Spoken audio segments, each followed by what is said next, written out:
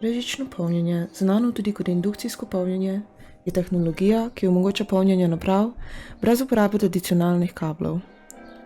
V osnovi deluje tako, da napravo postavimo na brezžični polnilnik, ki je povezan z električnim virom ali ima v svoji notranjosti baterijo. Polnilnik ustvarja magnetno polje, ki se prenaša skozi zrak in doseže napravo, ki jo skušamo napolniti. Magnetno polje sproži električni tok napravi, kar omogoča polnjenje baterije. Zdaj si pa oglejmo ta proces natančneje. Induktivni polnilnik je naprava sestavljena iz nekaj delov. Iz mešanega toka iz stene, električnega vezja oscilatorja in prenosne tuljave. Tuljava je tesno navit bakrevni element, ki ob prehodu iz mešanega toka ustvari magnetni tok. Gostota tega toka je odvisna od več elementov, kot so število ovojev v žici, premer prenosne tuljave, oddaljenost od tuljave in drugih lastnosti, kot je tok.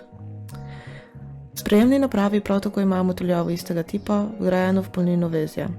Tuljava na sprejemni strani zajame izmešano magnetno polje tuljave polnilca, s katero se potem inducira tok. Izmešani tok se prenese skozi usmernik in stabilator, da se pretvori v enosmerni tok, ki ga telefon potem uporabi za polnjenje baterije.